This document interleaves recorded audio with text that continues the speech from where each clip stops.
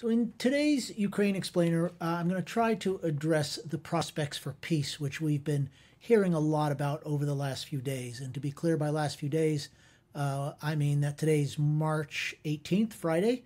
And this week, there's been a lot of talk about peace negotiations and some optimistic words coming from peace negotiators. And so with the standard caveat that nothing is more difficult to predict than the progress of a war, I want to share some thoughts about maybe how close we are to peace, and also what I think it's going to take for this war to end.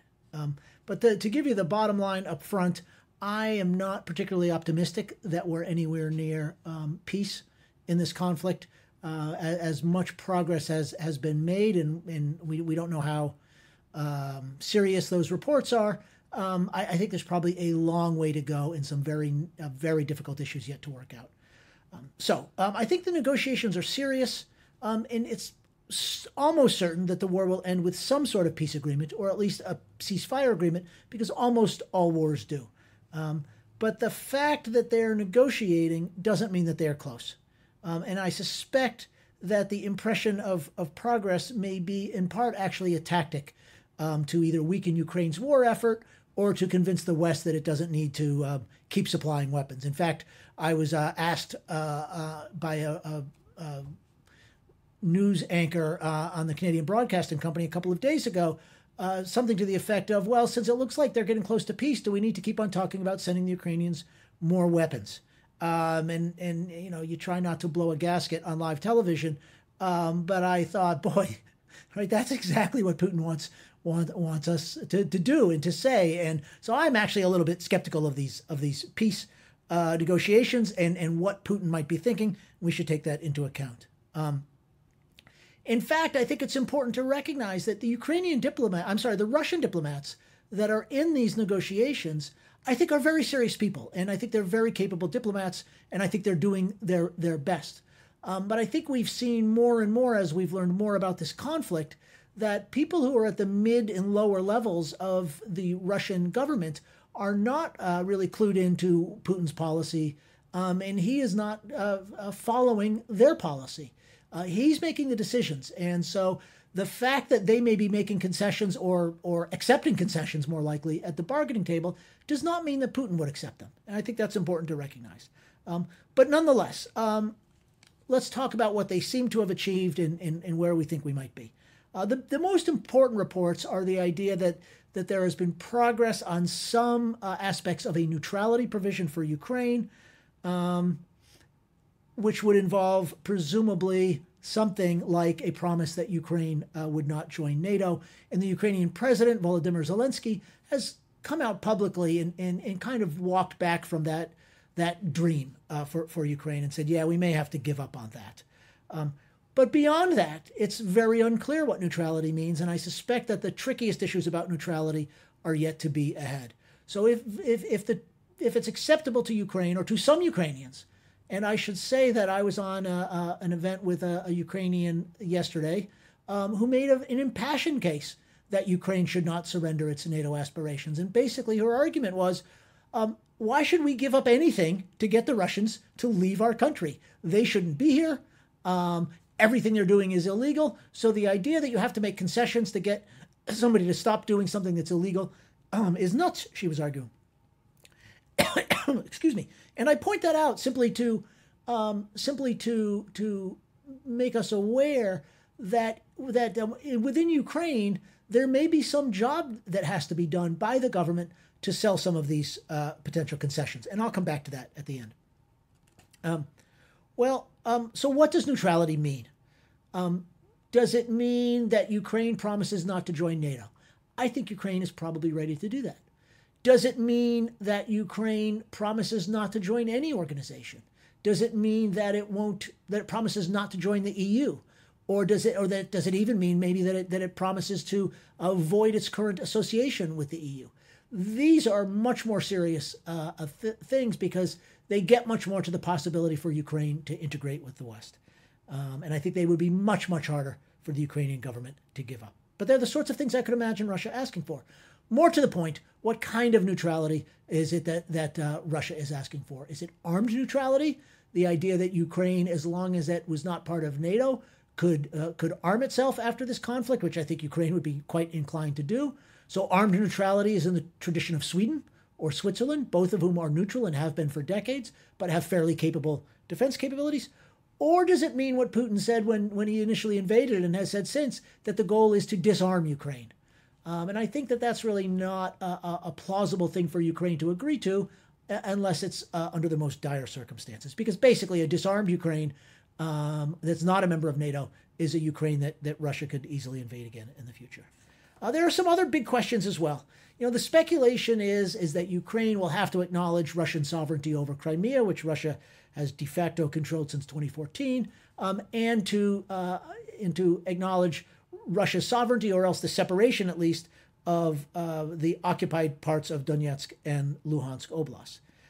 But even then, there are some important territorial questions that I would easily imagine being very difficult points of negotiation.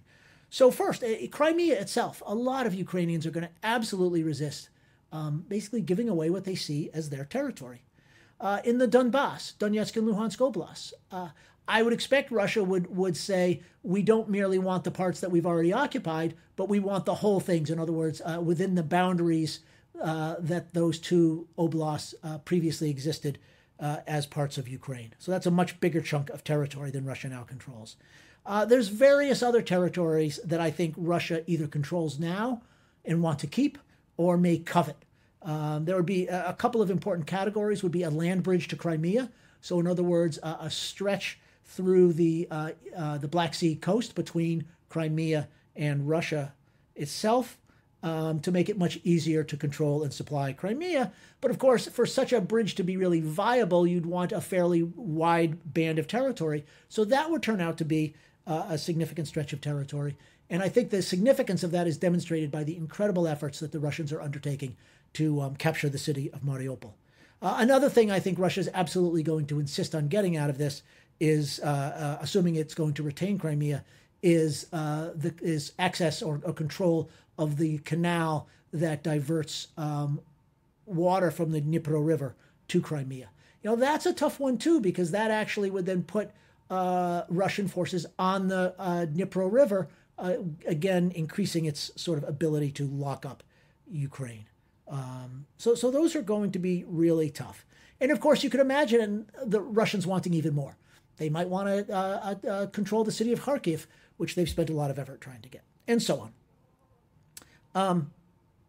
So I think it's going to be hard to get an agreement on these issues, not only because the sides are far apart, I assume, at the negotiating table, but because the prospects of the war itself are still very unclear. One of the reasons that states fight war is because they don't know who would win. If it was obvious who would win the war, states will often find some kind of other way of solving the problem. And I think about the United Kingdom, for example, giving Hong Kong to China. The British understood there was no way they could defend Hong Kong. They might as well just accept the inevitable. So one function of war is to clarify who would win the war. And that is still unclear. It's also unclear what Russia's exact aims are and what it thinks it could settle for. And of course, those things will change as the war goes for better or for worse, and the costs of the war increase. But both sides are still able to believe that they don't need to make significant concessions, because they are still able to believe that a week from now or 2 weeks from now or a month from now, the war may put them in a better bargaining position. Ukraine, I think, can believe with real reason that it is wearing down Russia's ability and will, and that Western sanctions are having enough of an impact on the Russian economy that Russia's going to have an increasing incentive to come to terms. And so that waiting may actually get Ukraine a better agreement. Russia can, of course, believe the same thing, that it can seize more territory, put more pressure on Ukraine that way. And of course, I think what Russia really intends to do is to try to encircle Kiev and to begin to strangle it, and then say, okay, let's talk about some of these concessions we've been asking for. I should say that another function of war is to shape negotiations at the bargaining table. You know, we tend to think of negotiations and war as two different things, right? War is what happens when negotiations fail. But it's really the case that war, in almost all cases, unless you're really just trying to wipe somebody out, that war is a way of shaping negotiations. So even if Russia decides we're paying too high a price for this on the battlefield and in economic sanctions, we want to get out, I think we would still expect them to use an immense amount of force to try to get the concessions it wants from Ukraine, including any of the things that I listed a few minutes ago. And similarly, if Russia's asking Ukraine for things that it doesn't want to, that Ukraine doesn't want to give up, I can imagine Ukraine saying, "We can't give that up. What we've got to do instead is try to kill more Russian soldiers, let the sanctions take more time, and resist giving those things away." So I think that the war can tend to drag on as the two sides try to, on the battlefield, create the conditions to get what they want at the bargaining table, or at least minimize what they have to give away at the bargaining table. So Russia will bombard more civilians, and Ukraine will try to kill more Russian soldiers, and the West will inflict more damage on the Russian economy. And that, I'm afraid, can go on for quite some time. I'd make two final points about this. One is, I've mentioned the sanctions a couple of times now. I would imagine that the Russians will insist that part of a peace agreement is that the West discontinue its sanctions. And what makes that interesting is that potentially that drags the United States, the European Union, and others into these peace negotiations. And that makes for a much more complex peace negotiation, and potentially gives a little bit more leverage to the Ukrainian/West side. The other thing is that to the extent that Russia wants to not simply wipe out the Ukrainian army and install a puppet government in Kiev and then run Ukraine itself with all the costs that would entail in terms of insurgency and trying to govern a country that doesn't want you there, if what they really want is the Ukrainian government to make concessions, to sign an agreement, and then to abide by that agreement, they actually then have to get the acquiescence of the Ukrainian government. And the reason I stress that is because the one person who could probably get the Ukrainian people to swallow some really unpleasant concessions would be Volodymyr Zelensky. As I said, there are people in Ukraine who are going to resist making any of these concessions and would accuse Zelensky of selling out. So if there's anybody that could bring the Ukrainian people together to make these concessions, it's Zelensky, which means, and this is a crucial point, it would, in this respect, be nuts for the Russians to try to kill him or to capture him or anything else. They really want him to be powerful enough to deliver a peace agreement. And if they kill him, there's nobody left who could make a peace agreement. And so to some extent, what Russia does in terms of trying to kill Zelensky or not kill Zelensky may give us some hint of whether their strategy really is to conquer the country and run it itself, or to actually make some kind of peace agreement. We'll have to see. Again, it's very hard to predict what goes on.